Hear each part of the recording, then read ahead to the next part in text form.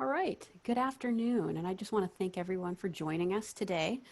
My name is Miranda McCall, and I'm the Acting Director of Financial Aid for the Karsh Office of Undergraduate Financial Support.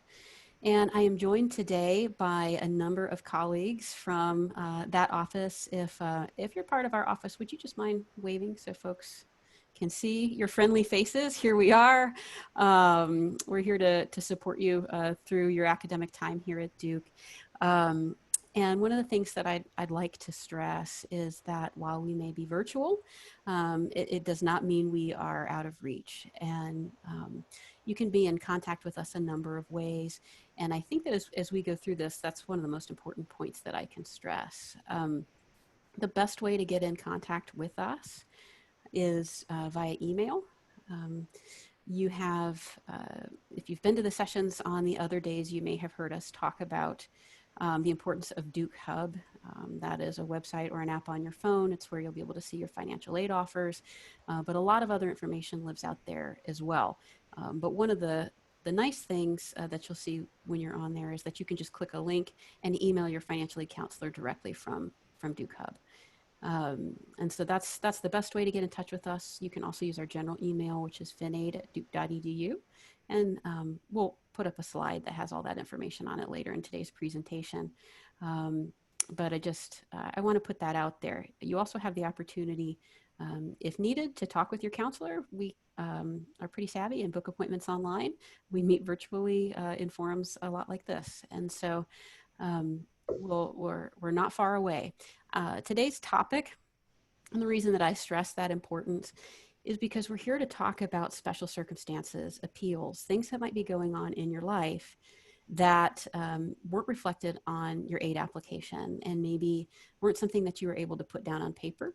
These are usually pretty personal circumstances, and so I realize how important that personal connection might be for you as you go through the process. So I just want you to know we're still here. We know you can't come in and sit across the desk from us, but we are putting measures in place to make sure we are as accessible as we have ever been for you. And so to that end, I'm going to start. It's a really brief presentation about, first of all, what appeals are, what we can consider. Just in brief overview, we'll be talking about how to actually begin that process. And I'm going to allow actually the majority of our time today to take your questions. I imagine that you have a number of them. One of the first questions that we get, and I'm just going to address this piece at the outset, which is not to panic if the financial aid offer that you saw when you came to Duke isn't out there for you to view right now. A lot of people think something's gone wrong. And so I just want to answer for you that it's okay. Nothing's gone wrong.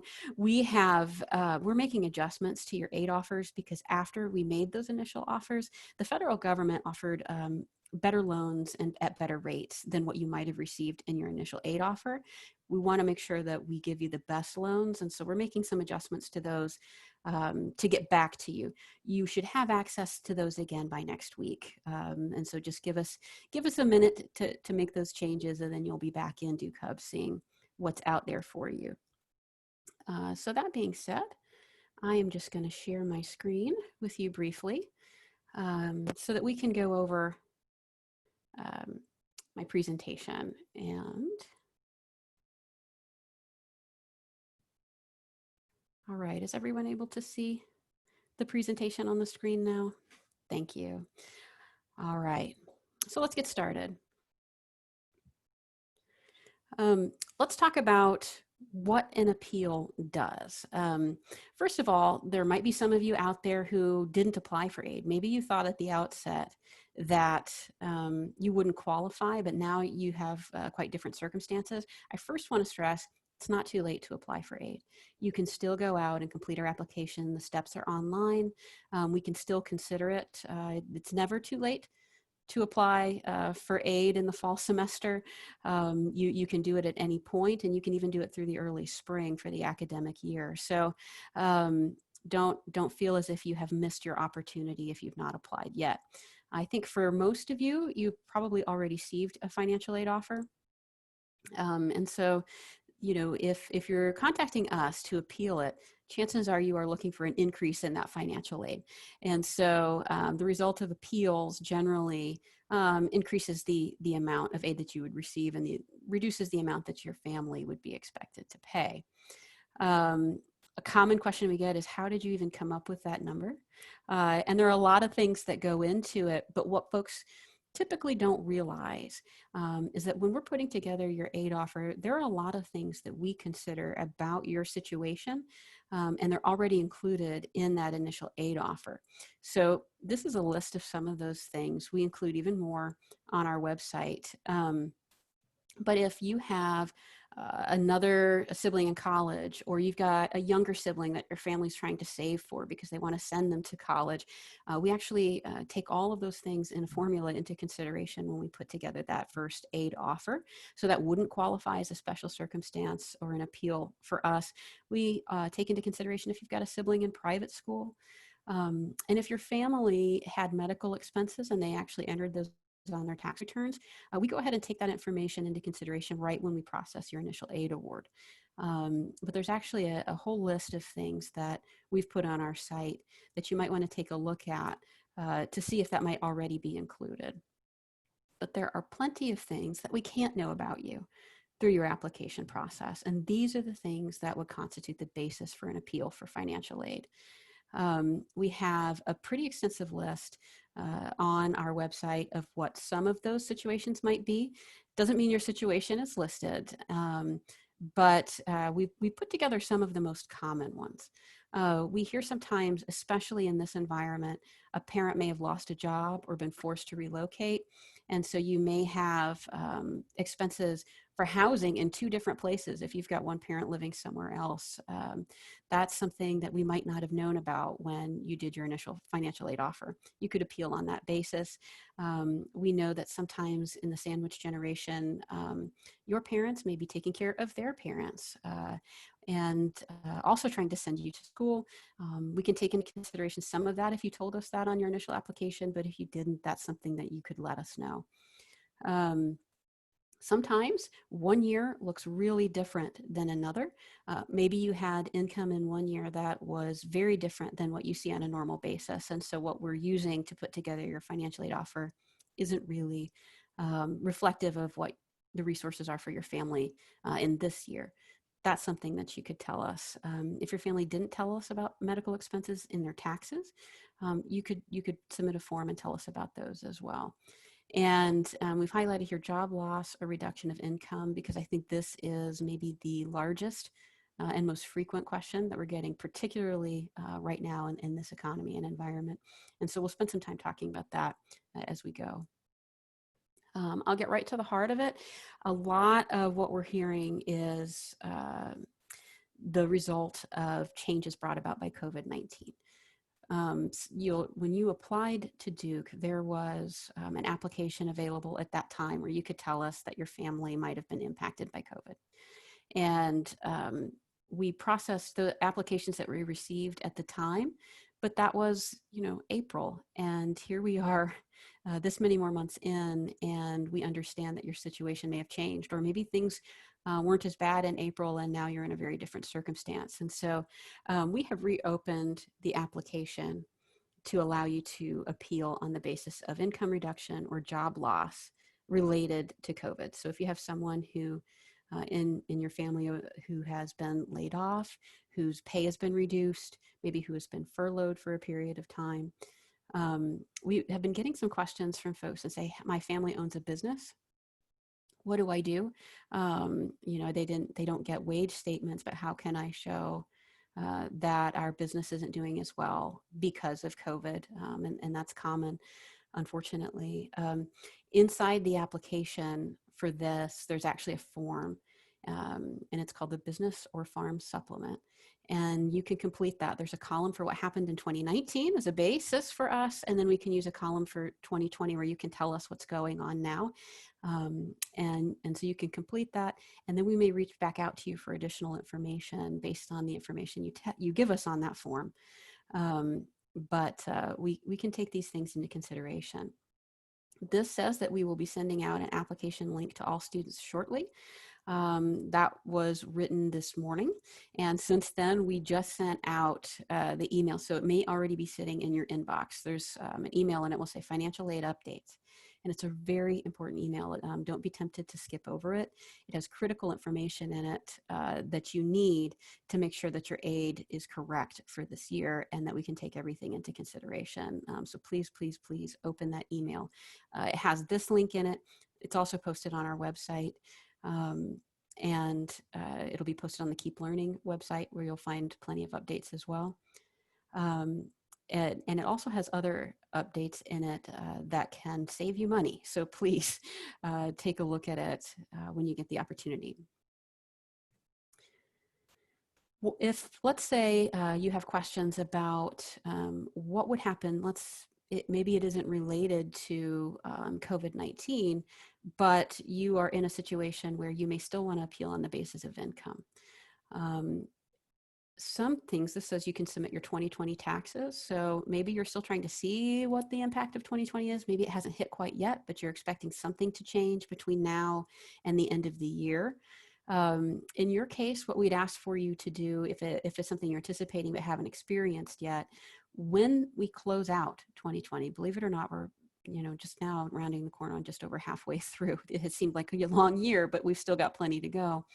When we get to the end of the year, as soon as your 2020 taxes are available, and hopefully you can file those early, if you can get those to us in early spring, we can take what actually happened in 2020 and do a reevaluation at that time as well.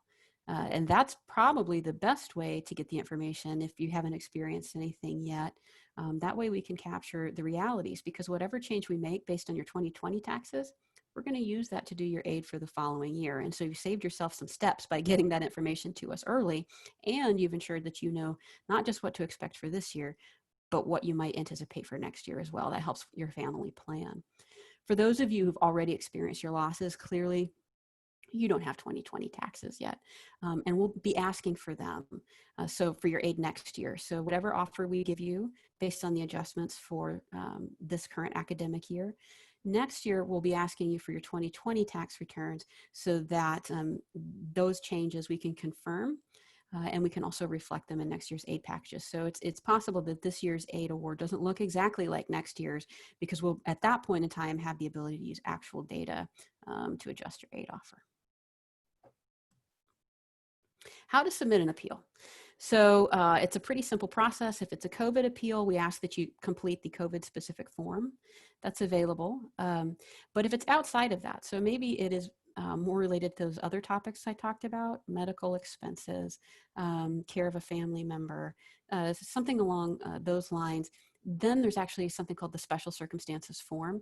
And you can complete that. It has a number of check boxes, or you can just write in other, and you could submit that to our office for reconsideration. I think it's important as well to talk about the timeline for reconsideration when you complete a special circumstances form or the COVID appeal form. Our timeline on these, we'll begin reviewing them after the start of classes. And so your initial aid offer won't include consideration for these forms, because we're still working to get aid to the returning students based on some of the changes that have taken place in the last few weeks. And so we won't be able to review these circumstances until after the start of classes. And then we'll begin processing anything we've received on a rolling basis at that time. So again, I'm going to come back to, it's a short presentation, and that one of the most important things that you can know about this is we understand your circumstances may be individual and that we're here to help. Our website can be incredibly helpful. Email is the best way to get in touch with us for questions. We have our phone number listed here. And so if you call that number right now, we don't have the ability to answer the phone live as we work virtually. But you can leave a voicemail there, and then we can return your call at that point. So you can also find your financial aid counselor on Duke Hub. Your counselors are also listed on our website. You can see who we are and click on a link to email us straight from there. So I'm going to stop my screen share at this point, and we can open up the chat. Thank you for doing that. And so I'd like to open this up. We have reserved the majority of the time to answer your questions. And certainly we want to reserve space for questions about appeals and special circumstances. But no questions are off the table today. So if provided that they're related to financial aid. So please, let's go ahead and get started. I think Michael is going to be our MC for the questions today. And I'm happy to answer at will. All right, thanks, Miranda. Okay, so we've got some questions rolling in here. The first one, will there be options for work study? Yes, and that's a great question. We are still offering the work study program this year, and we are anticipating that there will be work study positions available to students. We know that the nature of those have changed from what we've seen in the past. Previously, everyone was able to work in a building on campus, in research labs and in libraries, and even working for individual departments in various capacities. A lot of our offices have moved to be virtual, and so you might see more virtual positions posted than what we would have seen in the past. That wasn't something that we as an institution were used to doing. And so we may see a delay in postings that are available because I know many offices are still trying to assess their needs for work study students. But those programs still exist. If you're not familiar with how to find work study jobs or where to see what jobs are available, we have a work study section of our website. It's right along the top bar. When you log in, it'll say work study. If you click on that, it lists several sites where work study jobs are posted. We would encourage you to look there early and often so that as departments begin posting those jobs, you are able to apply to the ones as they become available.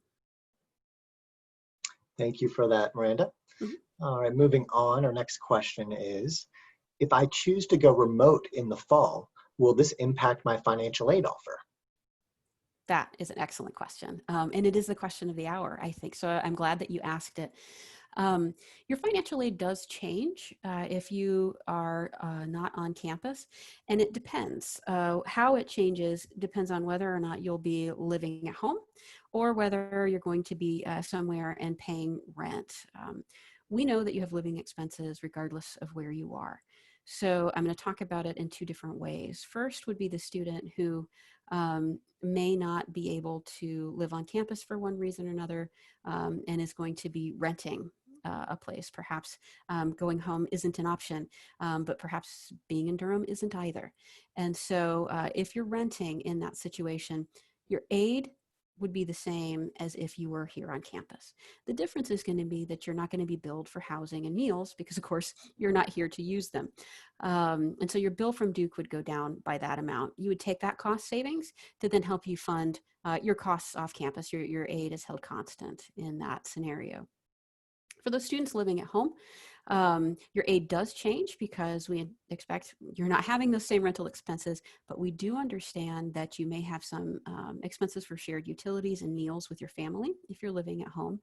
And so there is some adjustment for that. So generally speaking, and this is a ballpark, so don't quote me on your individual aid package, but we're a general group here. And so I want to be able to address the question broadly. The difference that you would anticipate if you live at home versus coming to Duke and living on campus would be that your bill at Duke would probably be a couple of grand lower than what it would be if you were here on campus. And again, that cost savings is designed to help supplement your family for the additional expenses they would incur for utilities and food that you'd be sharing with them at home. Thanks, Michael. Thank you, Miranda. All right, next question here. If we got an appeal in April, but are still seeing no income, should we fill out the application again? Yes, you should. Thanks again for that question. So some of you filled out our COVID application to tell us about things that were happening back in April. It's okay to fill it out again. We understand that we were only able at that point, I think, to capture just a couple of months and barely that worth of change because COVID at that time was brand new. We're much further into this now. So just because you completed it before doesn't mean you can't reapply for an appeal again. Thank you for the information, Miranda. All right, next question here. If a family member recently got hurt and is unable to work after I've already received my financial aid, does that still apply?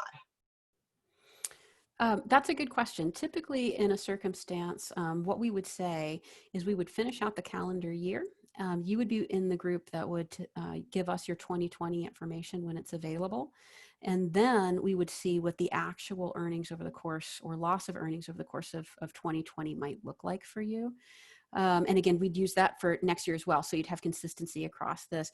That would, if your appeal is successful and we can see that there's loss of income there, we will pay that back retroactively. So it'll apply back to the fall semester and spring semester once we process that appeal. Perfect. Thank you, Miranda. Next question here. I was getting aid because of a sibling being in college, but now that sibling is deferring for a year due to the college closure restrictions.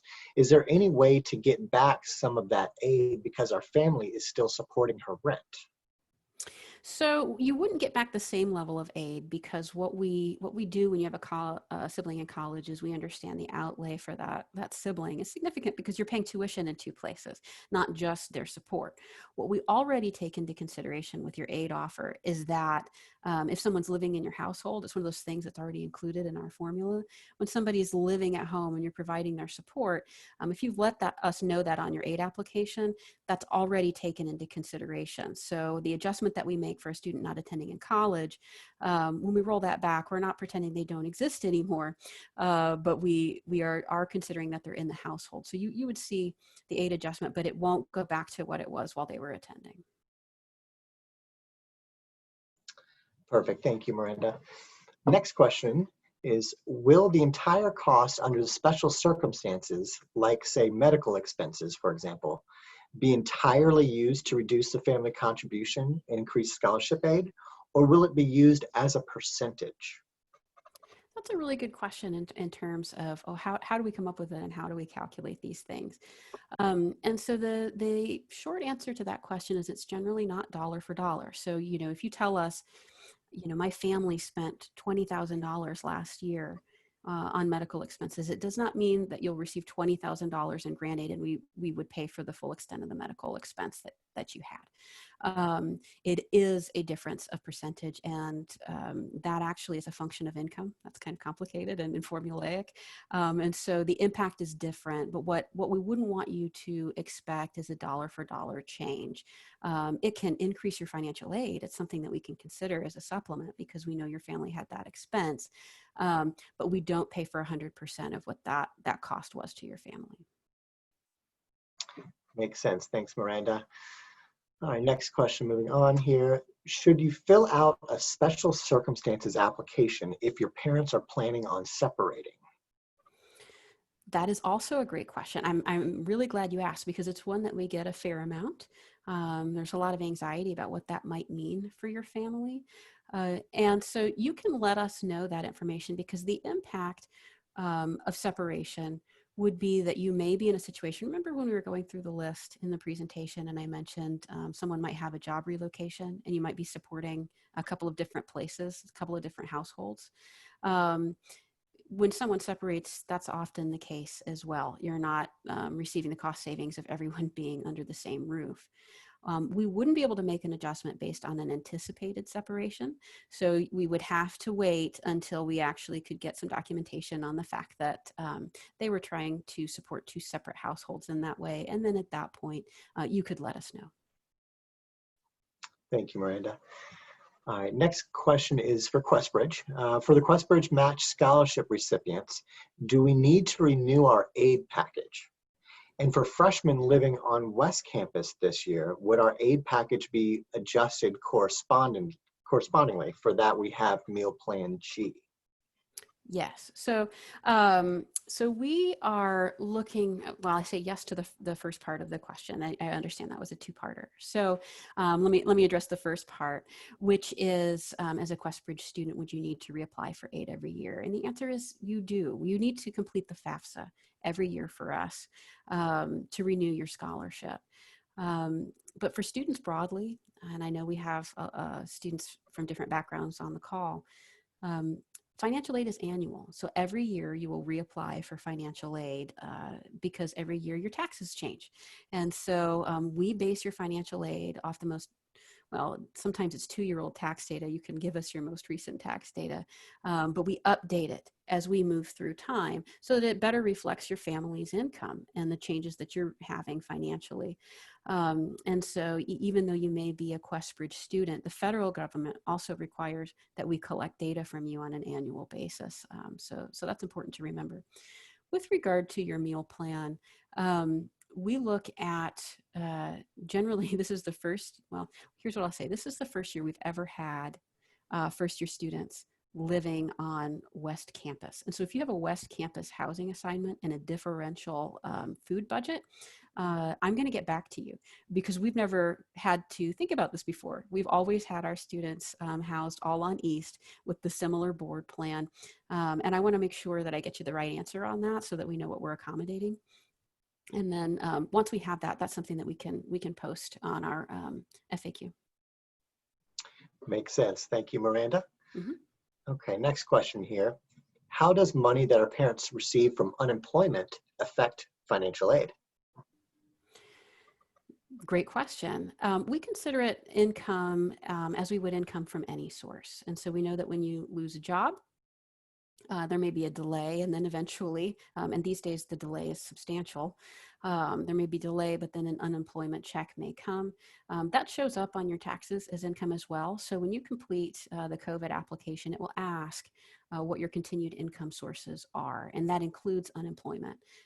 Unemployment is always at a reduced rate from what you were earning prior to being employed. And so we understand that your income is lower. But we would still take that into consideration as we think about how to process your appeal.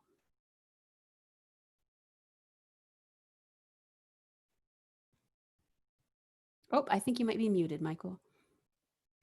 Thank you. Sorry about that. Sure, no problem. All right. So our next question here, will the on-campus housing charges on our semester bill be prorated based on the number of weeks actually spent on campus? No, my understanding is that we charge by semester. And so what you're seeing, we, for some historical information for you, what we're looking at in terms of charges, actually, I don't believe is as expensive as we would have seen in years past. And so you're going to have housing all over campus that was generally charged at higher rates. We didn't have the same housing rate across everywhere on campus. There were varying housing rates. And so for the first time, whether you're in a single, and many students are, some are in larger doubles, but we're actually charging the lowest rate of housing across campus we've ever charged for that. And so you wouldn't see any proration for it. It is per semester and not per day that you are there. Thank you for that, Miranda. All right, last question here. It seems to be more housing related, but perhaps you can still shed some light. Mm-hmm. The question is, are we being charged the rate for single dorms, even if we signed up for doubles before mm-hmm. Duke decided freshmen would all have singles? That's a good question. And you know, the amount that you're being charged is actually the standard double rate. And so you are being, again, I want to stress the changes that you're seeing, and I think this has not been a decision in any way designed to disadvantage students financially. That's not where it's coming from. They have worked tirelessly to try to find substantial housing for the first year class while also trying to maintain safety. But the room rate is actually the standard double rate, and that's being charged campus-wide. All right, thank you for that. And that ends our questions on chat. All right.